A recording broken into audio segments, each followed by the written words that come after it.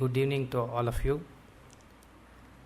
Friends, we are very happy that we are able to have Dr. Sibichen Mathew here once again for this year, delivering his very, what you can call an intellectual, at the same time very informative and useful to every one of us. He has spoken already almost for the last 5 consecutive years.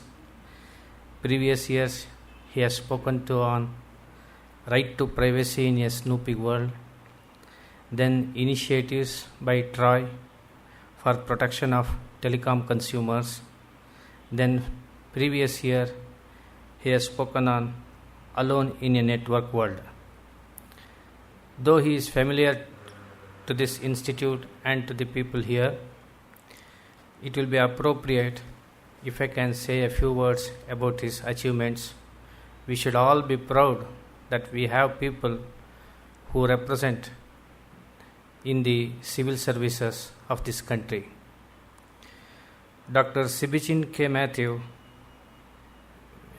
as this introductory talk says, introduction, he wears many hats. He comes in various forums, talks to us, interacts with us. He is a very senior civil servant. He is a leadership trainer, sociologist, policy researcher. He has secured first rank from the University of Kerala in MA Sociology, A grade for MPhil from the Jawaharlal Nehru University, New Delhi, PhD from the Bhartiyar University, Coimbatore.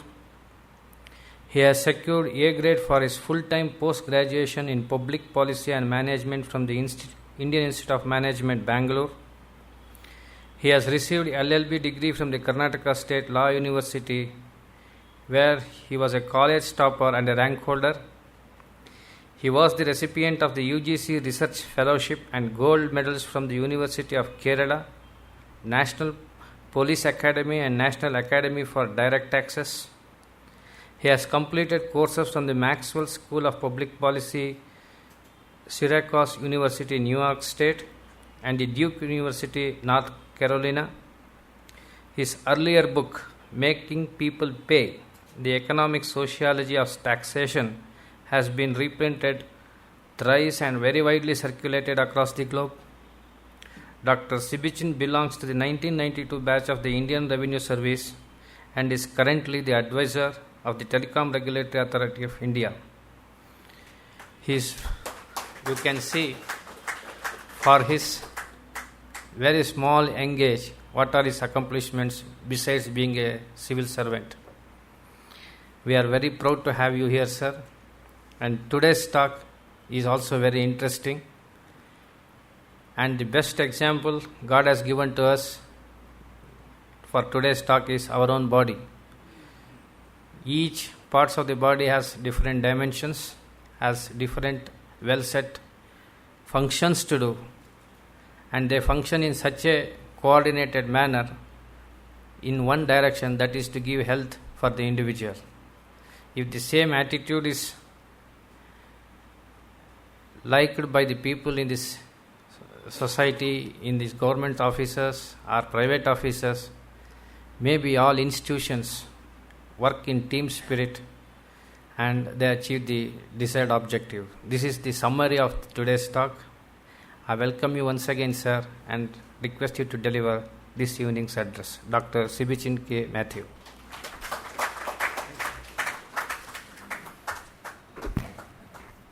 So, first is video or We'll start with the talk. okay, then It is already video will come. Good evening, friends. Thanks a lot, Ramu, for a very liberal, detailed introduction. It is very nice to hear about oneself. Thank you so much for coming this evening to listen to me again. This is one thing,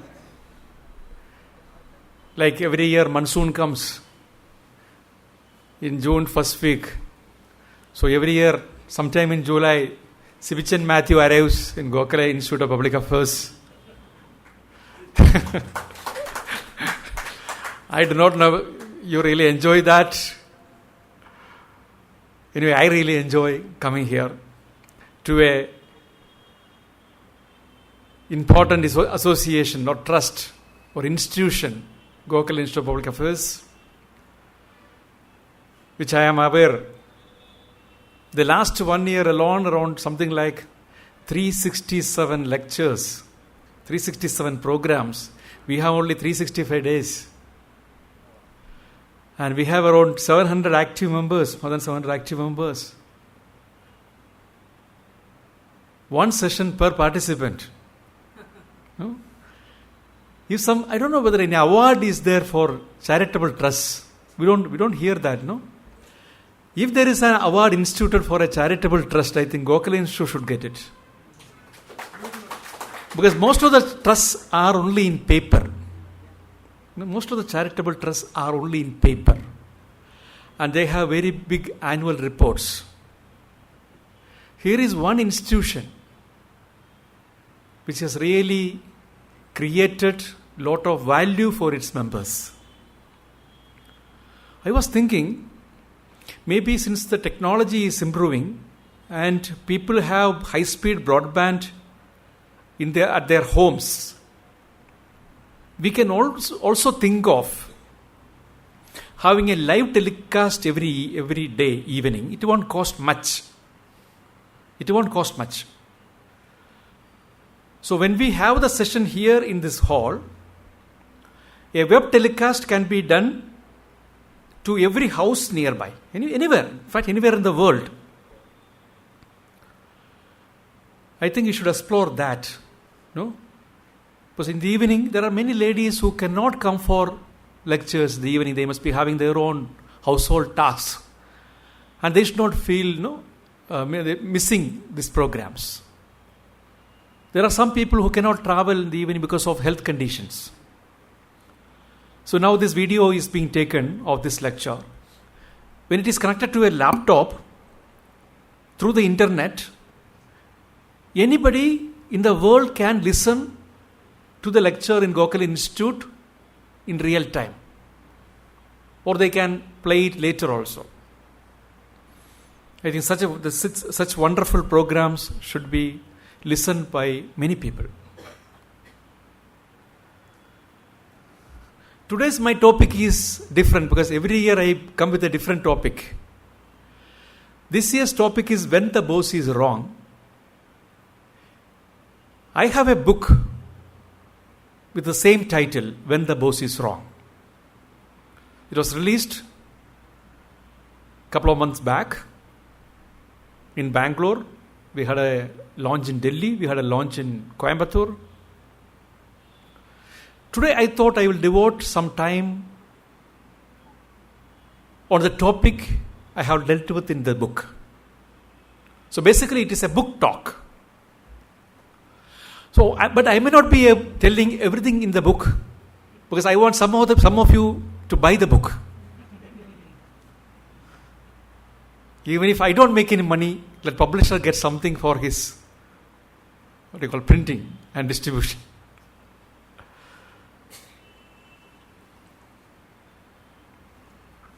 Why this is important? Now, many of you are thinking now, at least some of you, I have retired. How does this topic matter to me? I don't work under any boss. I will answer to that question very shortly. But the risk we are having, even if you have a boss and if the boss is wrong, how does it matter to you? Yes, if your boss is wrong, you are also wrong. That's why this title or this topic or this book is very important to all of us. How many of you in this audience think that you don't have a boss now, right now?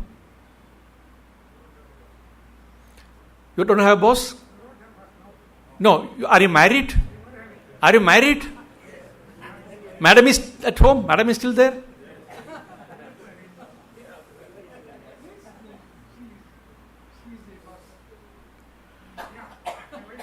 Yeah, exactly.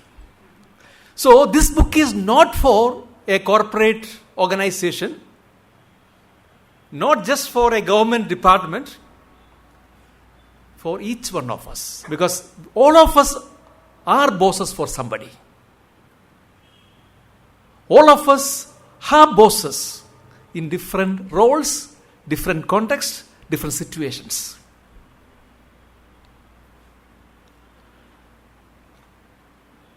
This is the cover page of my book.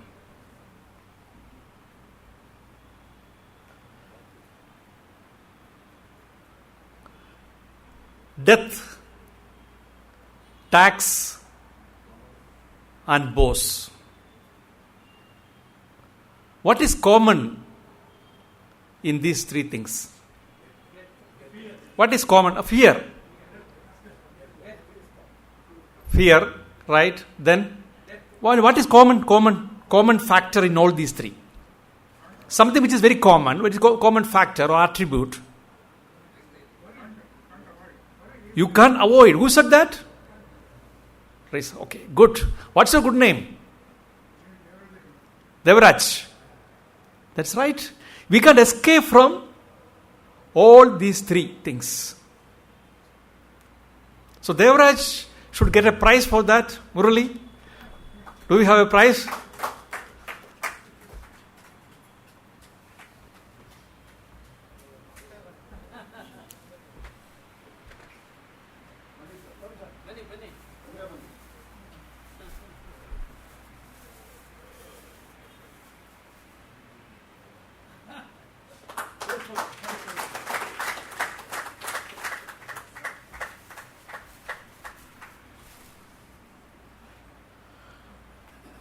Next question. I have one more cup.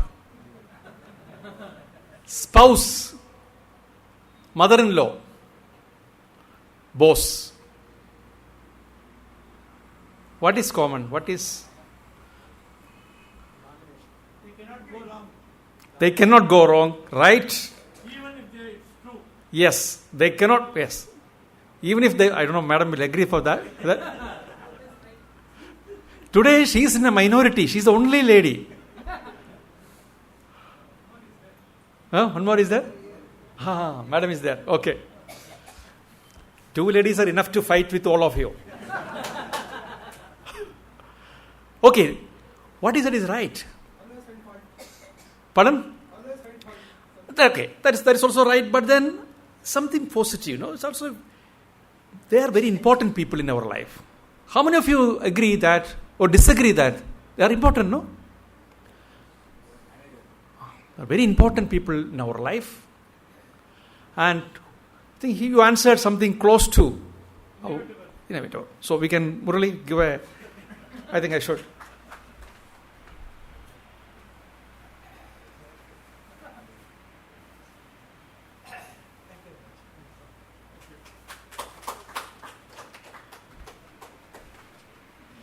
So there are very important people in our life, in my life also. I thought I should write a book on any one of them. And at present, I'm unable to write a book on my wife, book on my mother-in-law. So I can always write a book about my past bosses. No? When my book was released, I invited my present boss, my past boss on the stage. I told them, in fact, it was true also, they were exemplary bosses. But that doesn't mean that all bosses are exemplary. And all the bosses are perfect. There are imperfections in all the bosses, in every boss.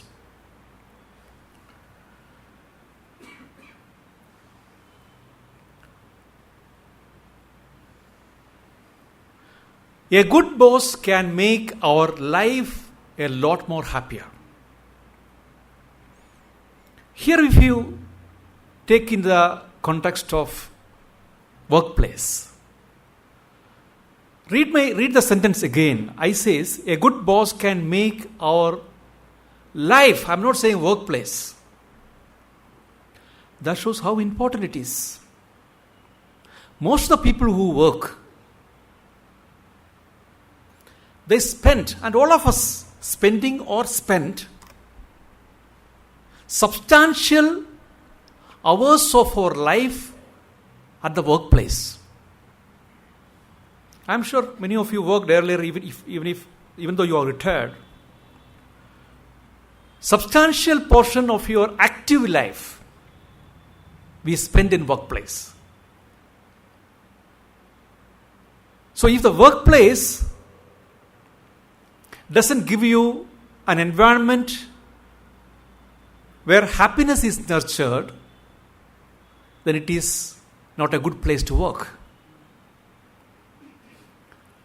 And for any workplace, the most important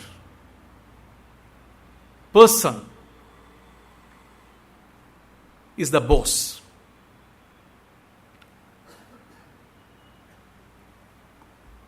But the problem is that we can't choose our boss. We cannot. Even in married life, can we choose our boss? Yes. Current younger generation, they try to choose their own spouses. But many times what happens, even in love marriage also there is an issue where they start with as lovebirds and slowly they'll become angry birds. That means there is some problem when we choose our partner also. If you see the organizations, 90% of their training, they focus on nurturing the employees, focusing on the subordinates. So what they do for that? They try to teach them, train them. If that doesn't succeed, preaching, advising, counseling, then finally everything rewards. If nothing of these things work, they have a weapon called appraisal. Some of your children must be working in corporate organizations or any organization for that matter. You ask them how much they are scared of appraisals. Because appraisal is an ammunition in the hands of the boss, employer.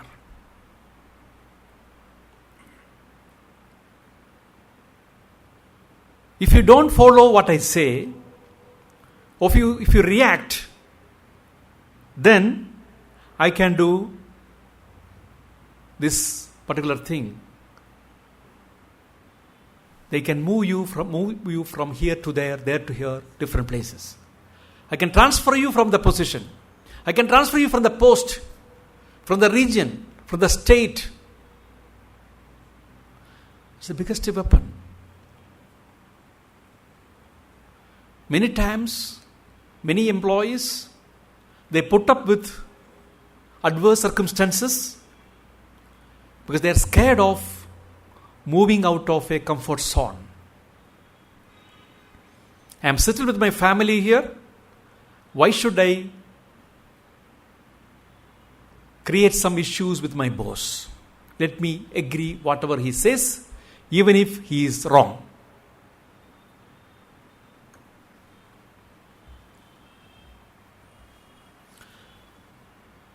This is a quote by a corporate head who introduced something called 365-degree feedback in appraisal. What it means? Normally, what is appraisal? Your boss evaluates your performance. In 365-degree evaluation, you evaluate your boss also. That means, in my appraisal, my boss will write his feedback about me, my colleagues will write their feedback about me, my subordinates will write their feedback about me. To extent, maybe the public who is associated with me, they will also write my feedback. What an excellent appraisal. But this doesn't happen in all the organizations. This person from Bengaluru introduced it in one big organization. He said, he volunteered first. He said, you evaluate me first. I am the CEO. I am one of the co-founders. But I am ready. Please evaluate me. He asked his subordinates. Who is this person? Yes, Shibulal. So I asked this question to more than 1,000 employees of private sector, government, PSUs.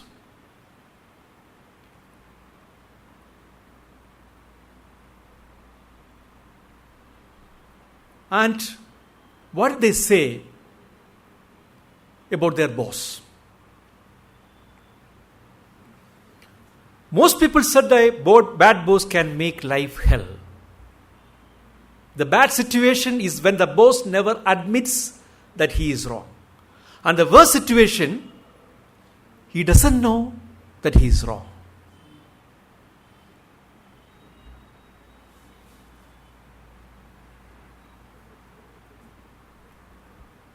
Let us introspect ourselves. I said, we were bosses many times. We are boss even now. How many times in the past we were sure that we committed a mistake? How many times we admitted before our team that, yes, I am wrong. Yes, I was wrong.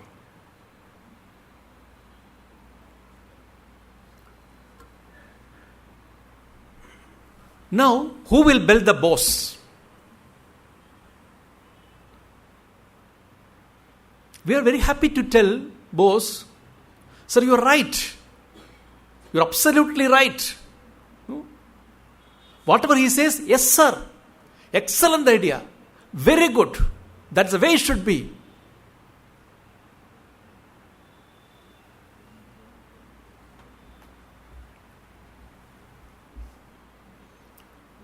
And we ourselves know that this boss is doing nonsense.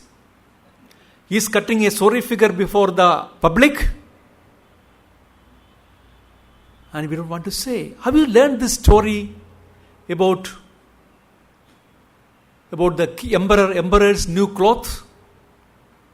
Some of you might have studied in the school. A tailor, one emperor wanted the best cloth for him. And finally the cloth which he got was actually no cloth at all. And everybody said, yes, excellent cloth. Excellent dress you are wearing.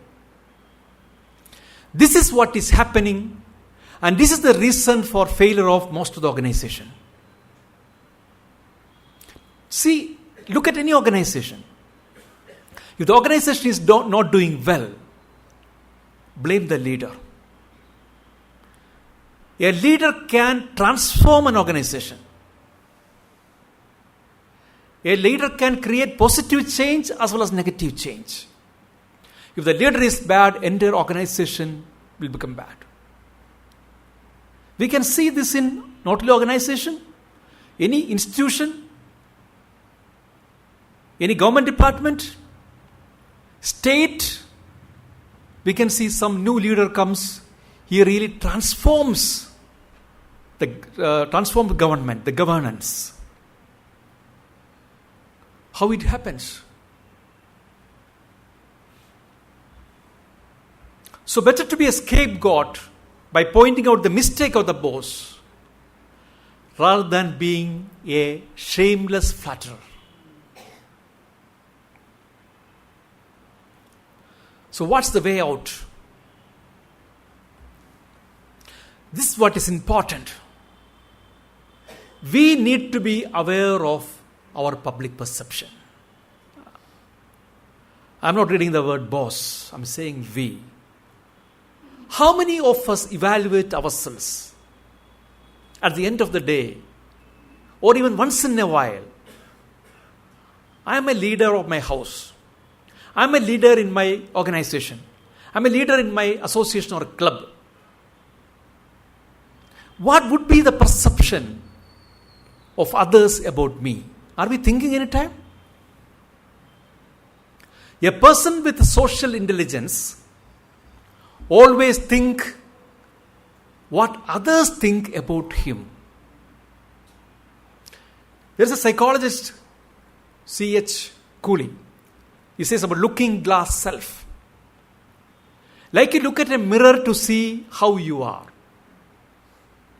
Your friends, others around you are your mirror.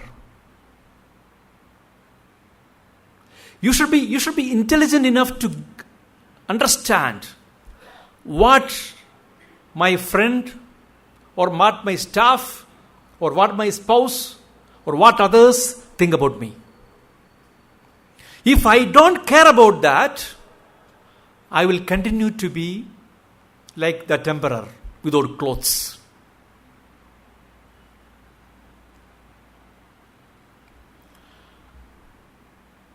So when I asked the perceptions of people about their bosses, they gave me different type of or different categories of bosses they shared with me. Some bosses, they are away from the crowd, away from the mass, away from the people. They always look down upon the subordinates. They enjoy people looking upon them for whatever help they want. They want others to be dependent on them. So they don't want to empower them.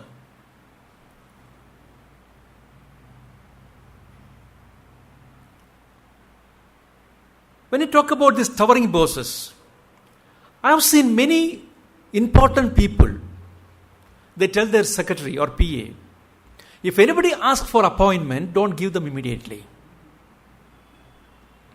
He must be reading newspaper the whole day. But he tells the PA, don't give appointment, let them wait for about half an hour outside. So there is a joke like this. The secretary, whoever called for an appointment, secretary told, no, he's not, he's busy. So once boss's wife called, and the secretary said, no, he is very busy. And the wife said, no, I am his wife. Then secretary said, that's what everybody tells. So what a scandal.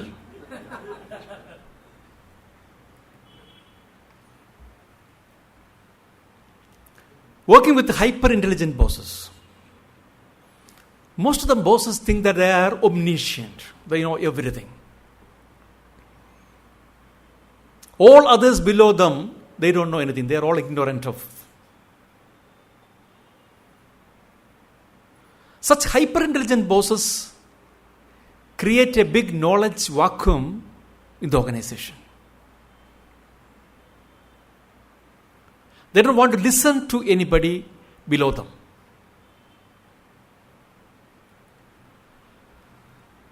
This is another very difficult thing. This is the passion and fashion of many bosses. But they think as they get promoted, as they grow big, they don't have to do any original work. Here is this one officer, very senior officer in government. He got a new posting where he goes around 11:30, 12 o'clock to office, go there, read the newspaper. By the time he finishes 3 newspapers, the big lunch box which has come from home. He will lavishly sit on the sofa and have it. Then take a nap for about 1 hour. By the time coffee will come. After coffee, make some phone calls to all his friends and relatives. Free telephone calls. Telephones are there in the office. 4:30, 5 o'clock, he goes. He tells, government has put me in this unimportant post. What I will do? So his wife is very unhappy. She says, earlier he used to go at 8 o'clock, come back only at 10 o'clock, 11 o'clock in the night. It was very peaceful for me. Now he comes back at sharp 5. So many times, what these people do, anyway, office I don't know how to work, but they have to get a good appraisal. So what they do, they take the credit of the work done by subordinates. This one officer, in charge of collecting, there is a enforcement agency. There was one big company had defaulted payment of arrears worth crores to the government. So what he did, this is pending for a long time. One day his junior officer came and told him, sir, with much difficulty, my team has gone. This 10 crore arrear was pending for a long time. My inspectors, my team members, they did good work and they got the money. So these are my team members. So he introduced to the boss. What was the boss' reaction? Yeah, very good. Next time you should do without my prompting. So who took the credit? Because I told you, you did this.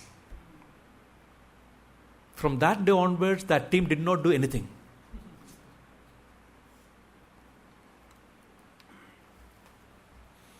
There are many bosses,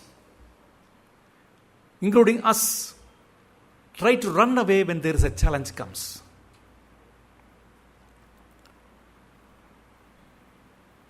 We don't want to face troubles. We used to tell that subordinates. We used to tell the people, don't bring me problem. Bring me only solution. I am not here to give you suggestions. You put a proposal, tell everything, give me the tentative answers like a multiple choice questions, then I will tick it.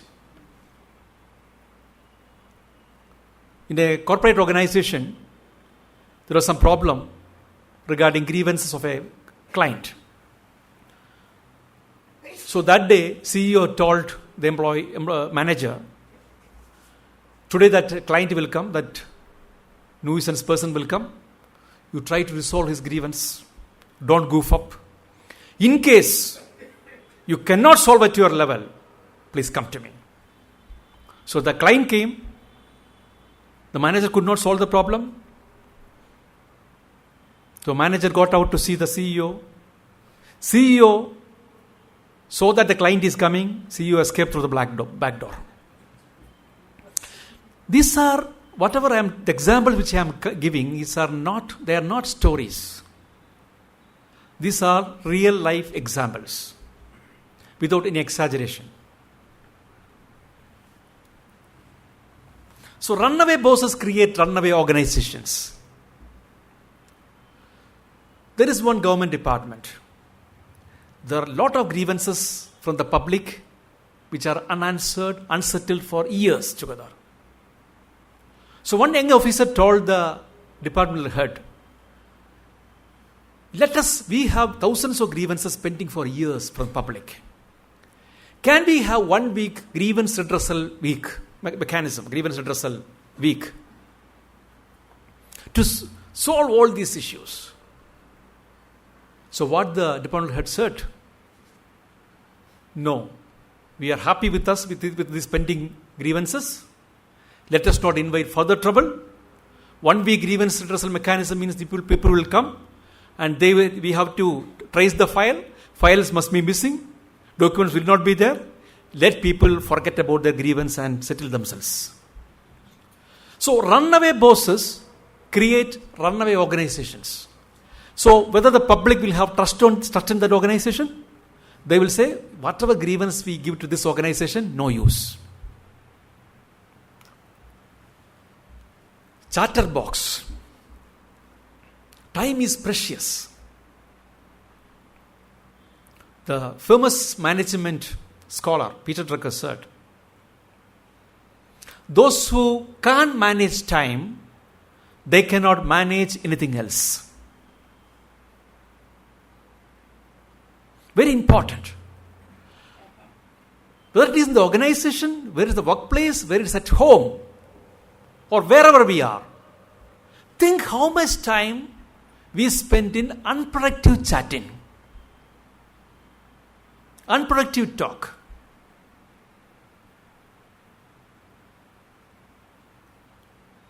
This is very important.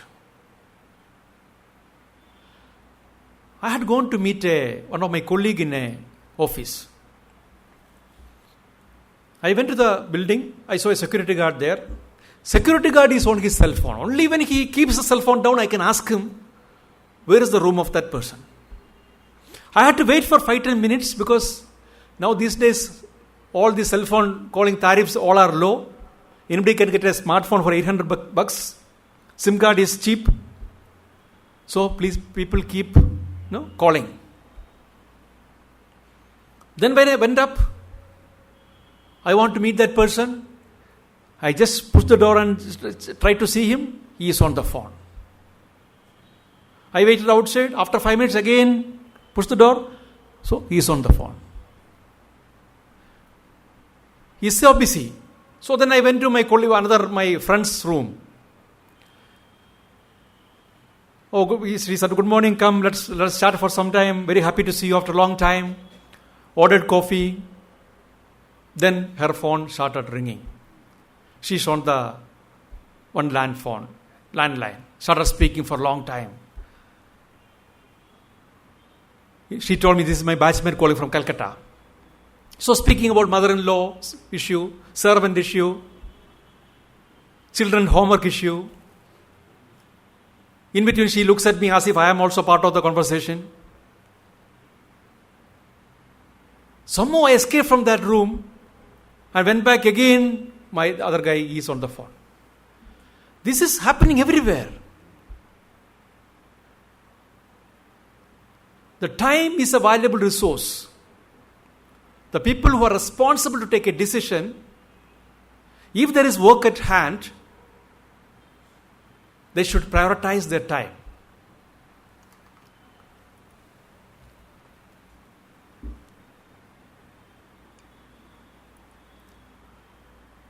Most of the organization's employees say this. When I get up in the morning, when I think of my office, I think about my boss, his face, his behavioral pattern. I cannot go. There are many young employees facing such issues in the corporate sector.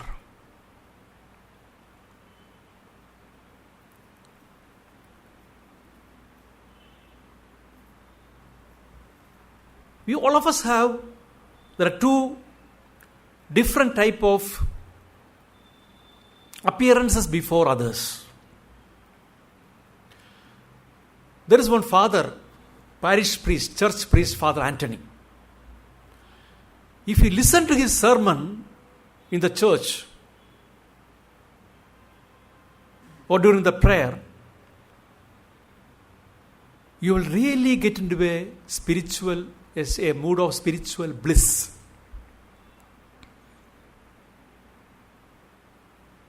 Excellent sermon. But once you come out and see him in the office, we find a different Father Anthony.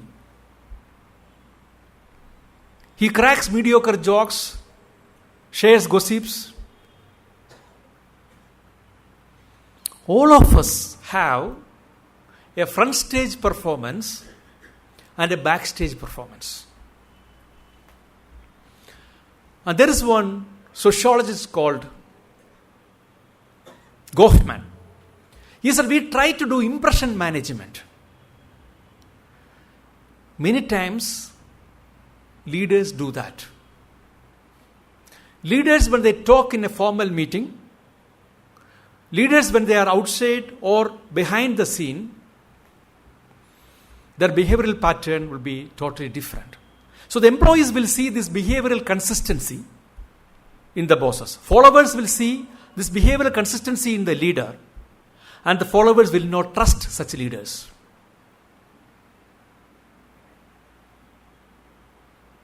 There are fault finders.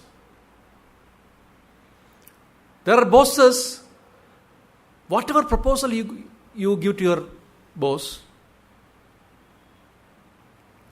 your first word will be, response will be no. You'll keep on saying no, no, no. You say something, you say no, no, no, no, no, no, no. Like that you will be saying. There are people, moment you go with a not, so this is the not for this decision, this is the way it can be done. First thing, before even looking at the not, first thing you'll take the red ink pen from the pocket, open it, and then stand. Then keep the pen like that. What is the message he is conveying? That I have already having the prejudice that there is something wrong in your not. So lack of trust is very much there in most of the organizations, most of the workplaces. And when you don't trust your team, the team will not respect you.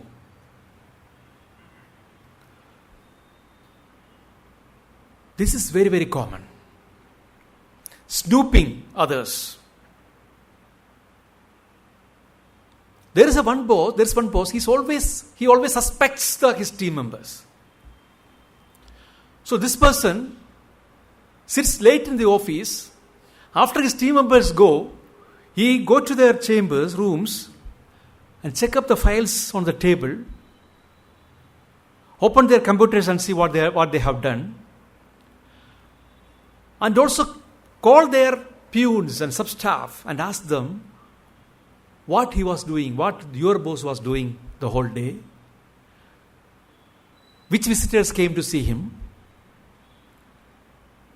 when did he come today morning, whether he came late. So the same subordinate will go and tell the boss, no? Your super boss, your boss has already asked about you. These are all not something unique which is not happening. These are all real life examples. How we suspect others. And most of the times that person will come to know that we have done these things. So, Kiran Majumdar Shah, the chairman Biocon, I interviewed her. So she was telling that empowering the team is very important for success. You have to empower the team. Don't always mistrust them. Give them work. Another important thing which I saw when I was writing the book, from the perceptions of people, we have a tendency to criticize the previous team.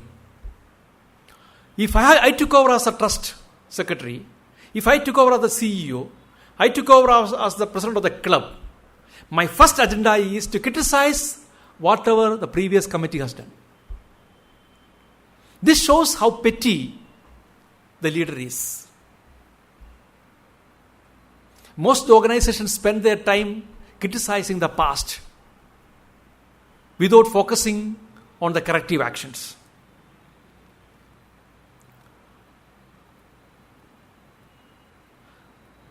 The problem now, if the boss is wrong, there is every likelihood that you also get such characteristic features in your own personality.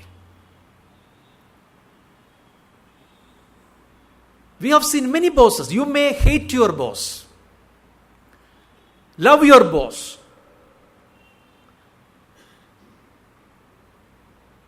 but in your character, in your habits, in your style of functioning, you will get the character features of your boss. Many times I have seen, you may criticize your boss, he's such a bad fellow. He's a nasty fellow. After working for 5 years under a nasty boss, when you get promoted to that post, your subordinate, there is every likelihood you behave in the same way.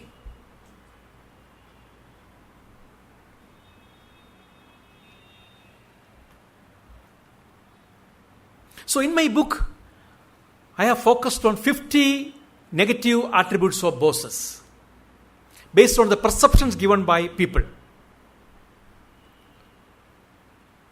And I have written, how does it impact the organization?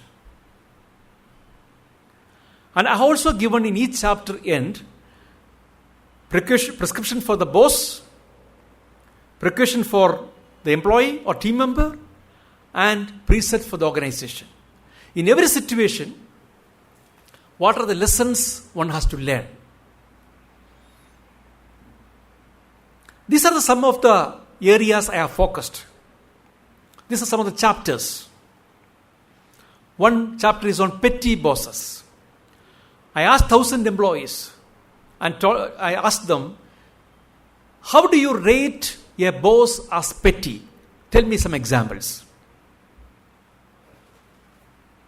And from that, I consolidated different type of bosses. Another category is out-of-mind bosses. In fact, I suggested the word mad bosses. And my publisher said, no, we should not use the word mad. He changed the word to out-of-mind bosses, a little more polished, sophisticated. So many bosses are actually out of mind. There are bosses who throw files at the subordinates. Somebody said, I am very good cricketer. I can catch any ball. Because my boss is the habit of throwing all the pen drive, files, whatever I prepare, he will throw back at me. Unethical bosses. An unethical boss can really get a lot of unethical followers. If the leader is unethical, subordinates are very happy. If the ministry is unethical, all officials are very happy. If CEO is unethical, all the purchase managers, everybody is very happy. Please understand, we in our society, we respect honesty. Is it not? Honesty is a very good virtue. But fortunately or unfortunately, most of us don't like honest people. You construct a house, go to BBMP for regularizing it. The BBMP official says, no, these are the problems as per the rule book. We cannot give you sanction. You want to get away from that. But this officer is very honest. You cannot pay any money. You are happy or unhappy. You want to get away from headache. Had he taken 10,000 rupees, you would have been very happy. Approval. You got approval. Please understand, please don't blame only the officers or the people who are dishonest. We have to blame ourselves many times. Because we thrive on the dishonesty of some people. We know we can get away even if we flout our rules, because that person he takes money, so we can settle with that. Boss controlled by coteries. One chapter I devoted for that. There are many bosses. They are controlled by a group of people. Whether it is in politics, whether it is in organization, or anywhere. There are some 3-4 people who will always give him input, suggestions. And this leader is always taking the inputs only of those people. They are dependent on coterie. Organization suffers. Please solve boss. One chapter I devoted for this, dangerous fellows. They are the most dangerous fellows. Please solve. They want to please everybody. They want to call the spade a spade. in that organization, those who are sincere will really get affected. They say, why should I be sincere? Please, all bosses. Coping with the young boss and coping with the old boss. This is another area where the lot of generation gap is in the most organizations. I have dealt with 2 chapters on that. Jealous boss. You think it is very simple? It is very common. The bosses which are jealous of their subordinates, star performers. I don't know whether you have heard, there's one Malayalam legend called Perinthachen. He was a master carpenter. He used to claim as he's a reincarnation of the master carpenter of gods. So he nurtured, he taught his son Kannan to become a good carpenter. Finally, Kannan became a much better carpenter than the father. So all the people who wants to do furniture or whatever, or houses, they used to approach the son, not the father. So father got jealous. One day father was working on top, on the roof. Son was working down. Father dropped the chisel on the son, disguising that is only by mistake. And it straight away fell on the head of the son and he died. How jealousy to take that proportions? All of you know, we thought there cannot be a jealousy between husband and wife. We thought there cannot be jealousy between sister and brother or between brothers, between siblings. It is very much there.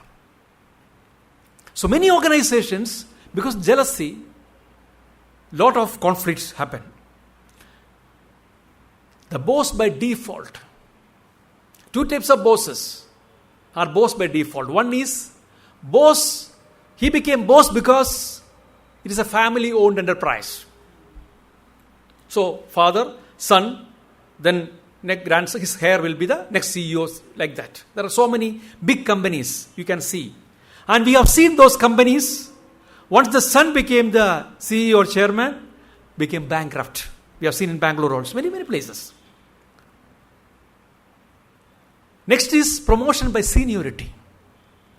This is a curse for all the government departments. Whether you work or not, you will be promoted. So one fine day, the person who was always inefficient, who was jealous, who was suspicious, who was nasty, he also becomes a boss and super boss. And if he leads that organization, think about the plight of that organization. Then pathetic, apathetic bosses, there are so many people who are always in the stage of nirvana. I got a job, secure job, salary coming, I don't have to do anything. Like we have the ashramas, Brahmacharya, Grahastha, Vanaprastha, Sannyasa, 4 stages. In some organizations, people are like that. First few years of their career, very devoted, very spiritual, very sincere. Then after some time, becoming more worldly. Then 3rd stage, Vanaprastha, not involved at all anything. Let people do whatever they want. As we grow in seniority, sannyasa, I'm not interested. Things will continue. This company was there and existed for many years and many decades. What I can do? What change I can make now? What transformation I can make now? Apathy, apathetic situation comes. So people take such stages in their own life, where they had to be committed even at the age of 60 or 65. Whether I am retiring or not doesn't matter. I am retiring tomorrow doesn't matter. Today I have to do something positive for the organization. Many don't think that way. When the boss became a CEO, what is CEO? Who will give me the full form of CEO? Chief Executive Officer. Any other? Many organizations fail because The boss is a CEO. Here E is something different. He doesn't respect others. What is that? Correct. You already got a cup. But we should give him this chief ego officer. You can take it there. You don't have to open it. Yeah. Ego. Ego really affects the people. Many times we are not looking at the merit of the response of the subordinates. No, he is trying to correct me. He is trying to say that I am wrong. I will not allow that. So ego is superior to the overall objective of the organization. Many times relationship suffers, whether it is in the house, husband and wife, between friends, or within the company, within the government departments. Ego, if you take a balance, weighing balance, put ego on one side and all other good qualities on the other side, so ego will be weighing more. That's why we are having ego even in the highest spiritual leaders. Ego is still there. High, big, great political masters, ego will be there. So that really takes them really down before the subordinates. Puppet bosses, a lot of people, puppet bosses. I don't want to take anything against my organization. I know organization is doing injustice. Doesn't matter. If I oppose, I'll get transferred, I'll be shunted here and there. Whatever my organization says, I will do it. These puppet bosses have long tenure. They will be in the same seat for 5 years, 10 years. They'll get all plumb excellent postings. But they won't react. Put them anywhere, they will work.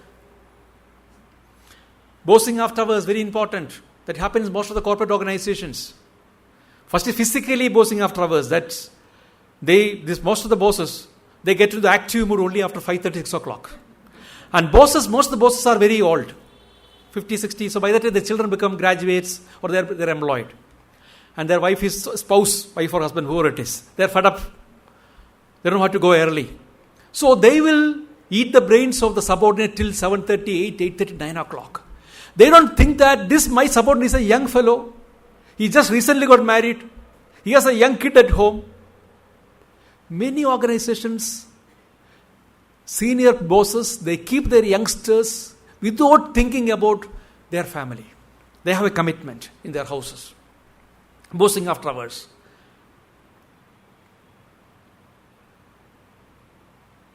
These are all other chapters I have, because I don't want to speak, because already it is time getting past. Each of these chapters, very interesting examples I have given and explained what is wrong with that category of bosses. I have also given some self-assessment exercises. So, there are 4 pillars of successful leadership. If a leader has to be successful, he has to be intelligent in 4 different areas. That's what ultimately I'm focusing in the book. It's not your IQ, your general knowledge, technical competence, which is important. What is important is emotional intelligence. Communication intelligence. What to communicate, when, where, how. Most of the leaders, most of us, we don't know how to communicate.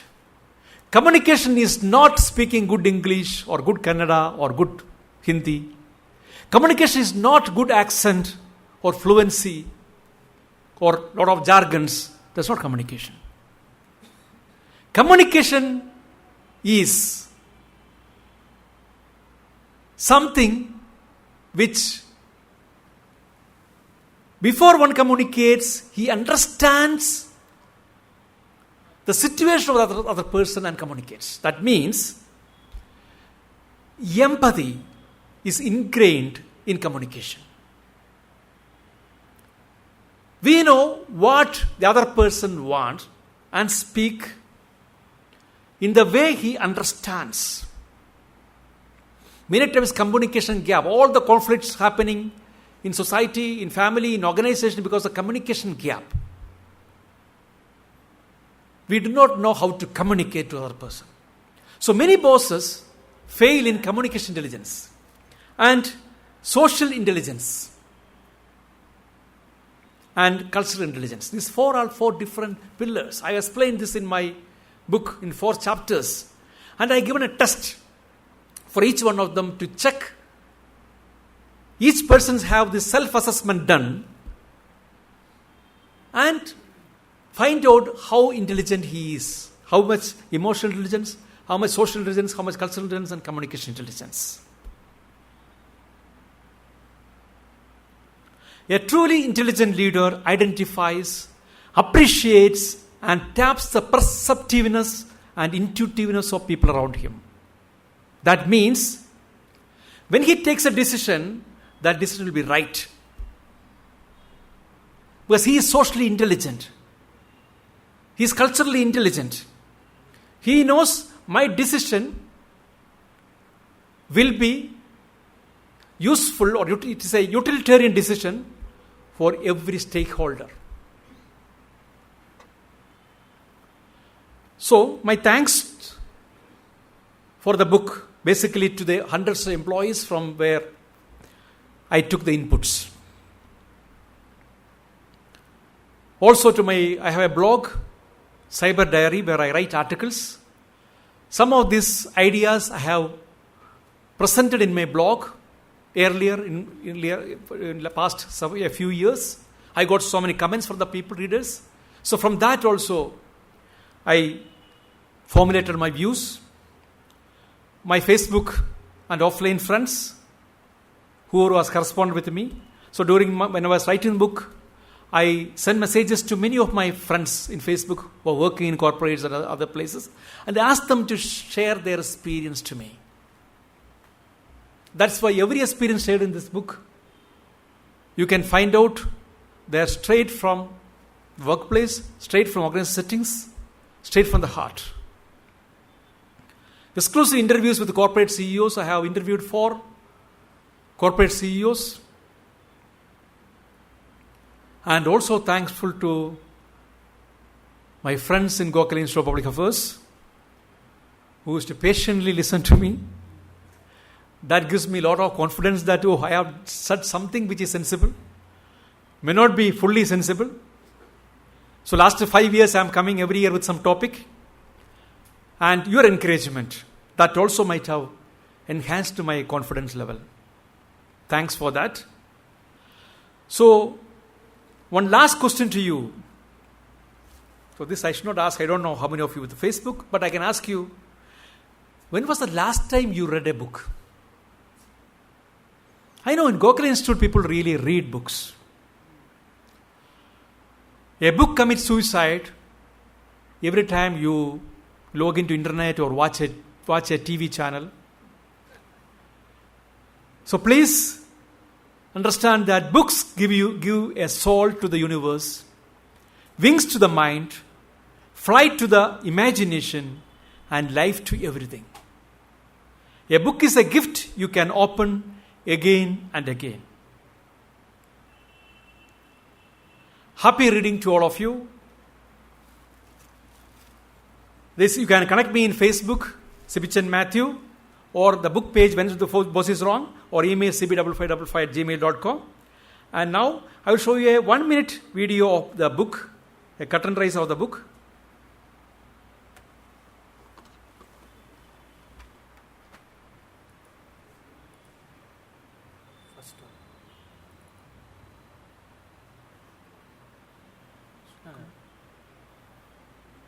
Should come like that, or I put open this.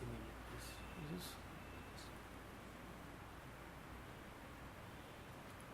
It come automatically or Add. This. Double. Play.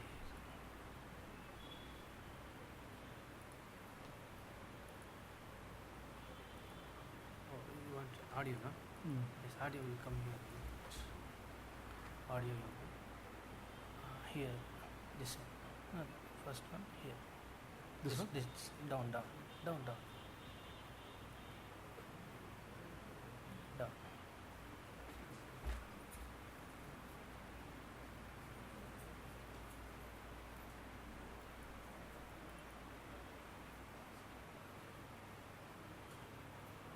About their bosses and how to become a leader who's accepted and respected. When the boss is wrong, your handbook for happiness at work. Here is what industry leaders have to say about this book.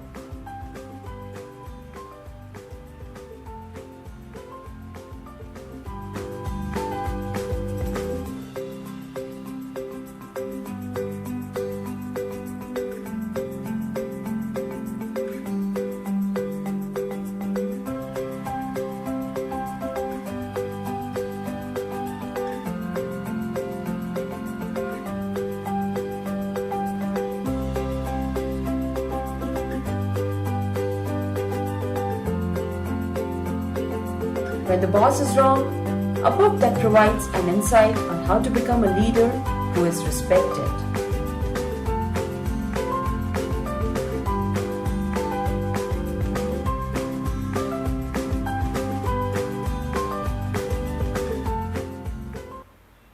Thank you so much.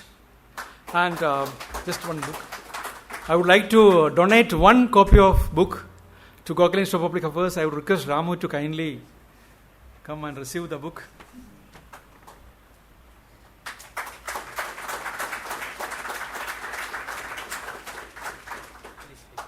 So you can read the book from the library here. But after reading the book, if you like the book, please ask others to buy it.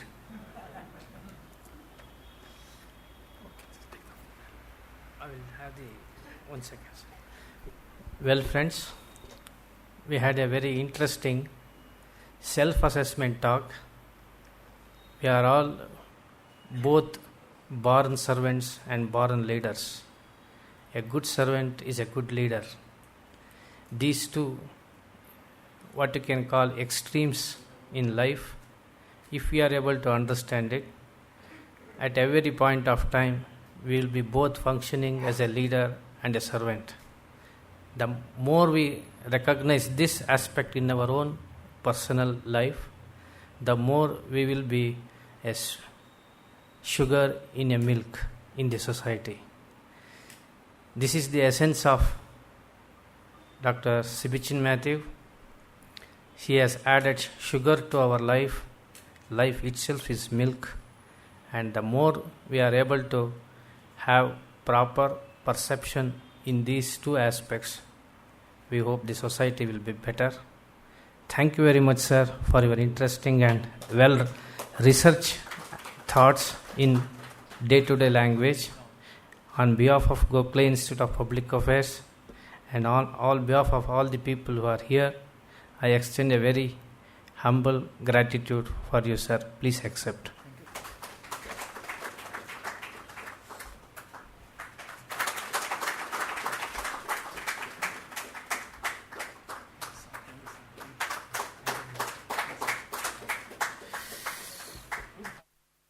In between, I said, showing a picture.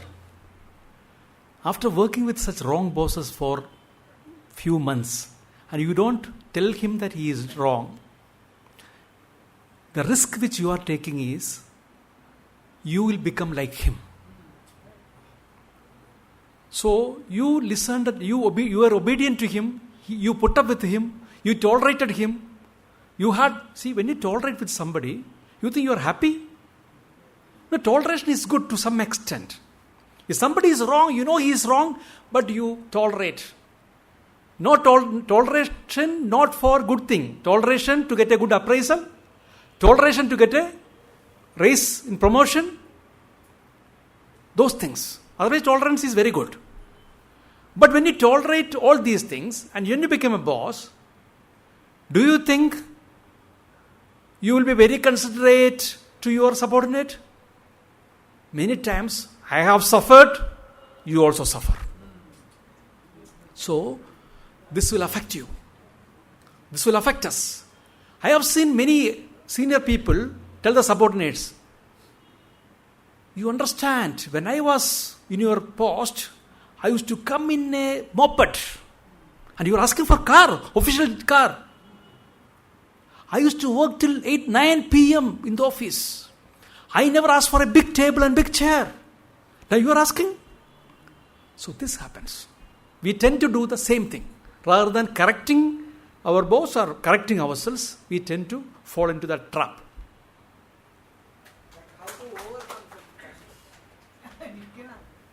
For overcoming the process, my publisher told me, anybody asks for solution, don't give the solution. My book will not be solved.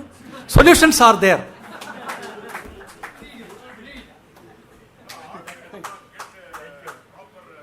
Pardon? That's correct. That's right. What you said is right. Yes. Yes. Yes. Correct. Correct. No, that's the problem. That's the problem. See, where there is a lot, there will always some donkeys. And there are the smart bosses, they exploit those donkeys. That's what is happening. So, in that circumstances, the organization has to take a decision. Not the boss or the subordinates. That's why we have given one advice to organizations. In such organizations, where people are giving so much of a lot to people who are working, what they should do. There are some lessons for that. Thank you. Copy this.